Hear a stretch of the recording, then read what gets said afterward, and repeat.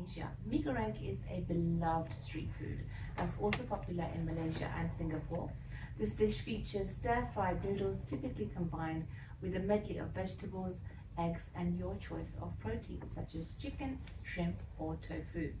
What makes Mee Goreng truly special is its unique blend of sweet, spicy and savoury flavours thanks to the ingredients like soya sauce, garlic, chilli and a hint of sweetness from ketchup manis.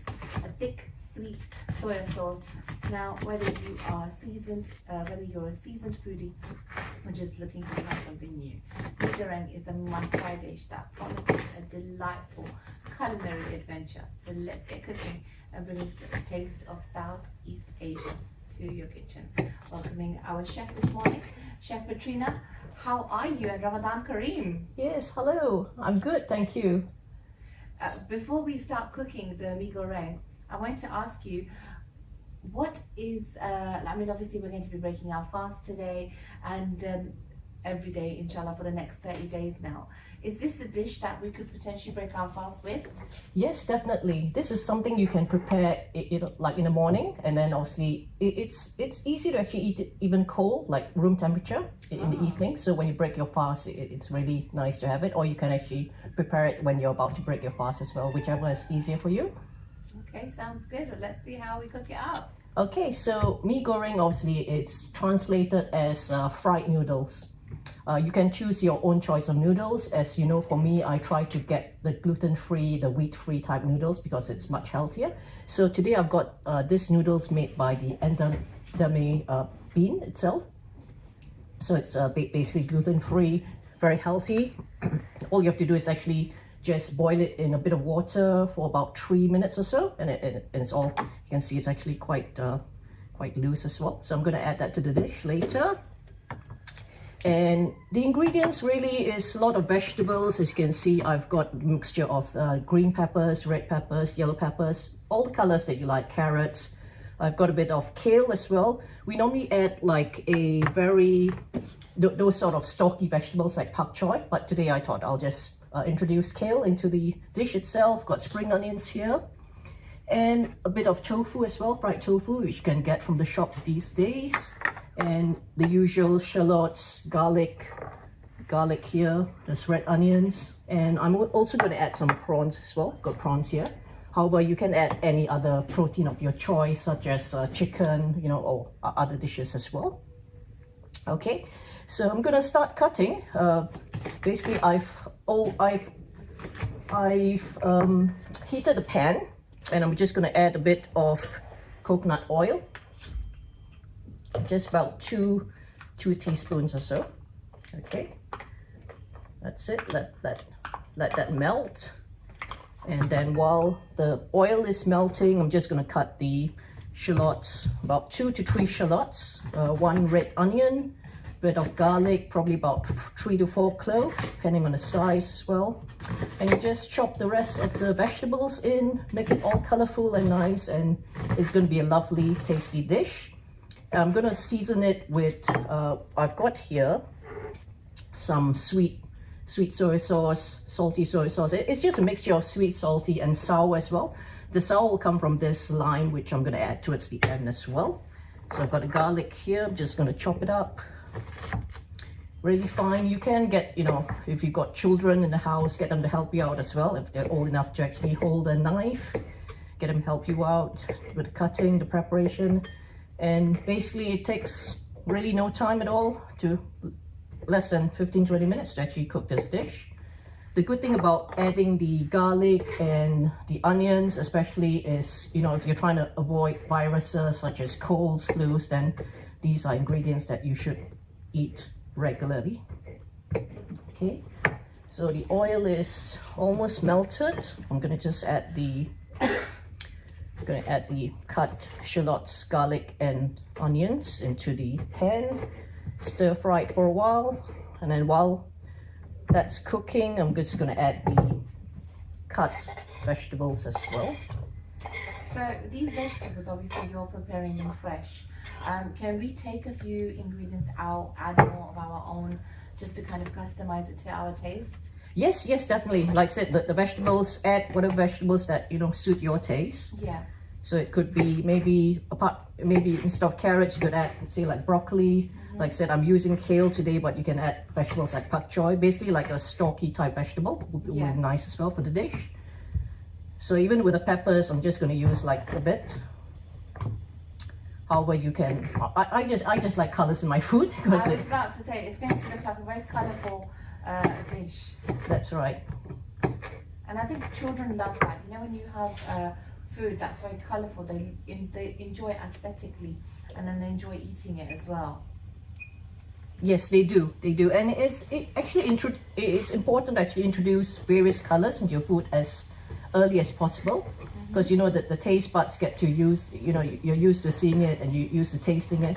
Then as you grow older, obviously, you know, you'll actually also ensure that you eat as colorful as possible as well.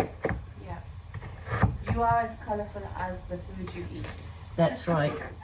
So, Petrina, I know you're very big on the whole gardening scene, and you often in the past have cooked for us, where you've bought your own vegetables and ingredients that you've kind of organically grown.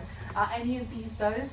Yes, the only thing that's grown so far I've brought from the garden is basically a mixture of herbs, which you're going to add towards the end. These are parsley, mint, basil, just a mixture, coriander as well. However, again, you can just add whichever herbs that you like. I know some people don't like certain herbs, but you know, if you try to actually add just a little bit, you'll really like to get used to it as well. Yeah. So let's give this a bit of stir here. That's cooking nicely. Just gonna cover this so it cooks faster. And I've got chili as well. Chili is obviously optional, but chili is normally one of the dishes which is very popular in house, you know, Asian type cooking, Southeast Asian, because we love our spice. So you want a bit of heat as well. I feel like during Ramadan though, a lot of the times now, well, not now, not back in the day, where our parents used to make it out, it used to be so oil-based, so spicy. They used to do all these assortments of chutneys and various things. But now, I think the Muslim has become a little bit more conscious, particularly with regards to health. So a lot of the times you find people are avoiding the spice, they're avoiding the oil in the iftar. Yeah, that's correct. This why, if you've noticed, I've actually used coconut oil, which is a lot healthier. You can also use like olive oil, which is the main two oils I normally use in cooking. I don't use the other seed oils because it's not as healthy. Yeah. So that's why is it that you use coconut oil? Coconut oil, it's natural, and it also gives out, you know, like a nice coconut flavor as well. So yeah. So I'm gonna cut the tofu as well. Just cut it into like little pieces here. And I'm gonna add it to the dish. The prawns, if you've got like non-cooked prawns, then you need to add it sooner. But I've actually got the prawns that are already cooked, so I'm gonna add that towards the end because you don't want to overcook it as well. So just gonna add the vegetables in and the tofu as well. And the chili. As I said, the chili is optional depending on whether you like the heat or not. So you can see the pan is already very colorful. I'm just gonna add it. I've also got egg, boiled an egg, which you can just add it to the end, or you can also do like scrambled egg if you want to. So I've got this egg slicer, which I'm just gonna slice the egg. Okay, so a little bit like egg fried rice when they put these scrambled egg into the mixture. That's right, yeah. So yeah, it all depends on whether you like it scrambled or boiled. Boiled's actually better because, you know, scrambled, it tends to, first of all, you don't actually see it in the dish a lot, depending on how you cook it. Yeah. Or you could also do like a fried egg if you wanted to as well. Nice. Yeah. So I'm gonna add the soy sauce and the seasoning in. And add the noodles now so that it mixes well with the vegetables as well.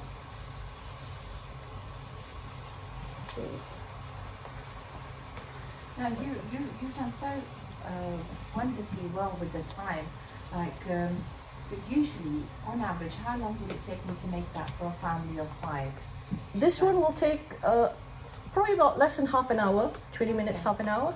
Like I said, most of the dishes you can actually, like the noodles, you can actually start cooking it while you're preparing the other dishes. So it's like you can do a few things at a time. Yeah. It's not like you have to cook the noodles first and then, you know, wait and cut the vegetables.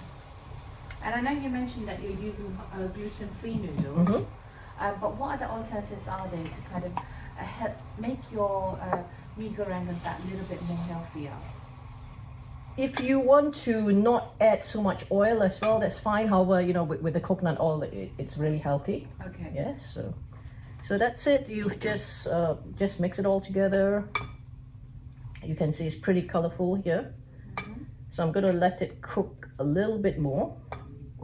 Just cover it. I've added the prawns as well into it, so it's a really nice dish here.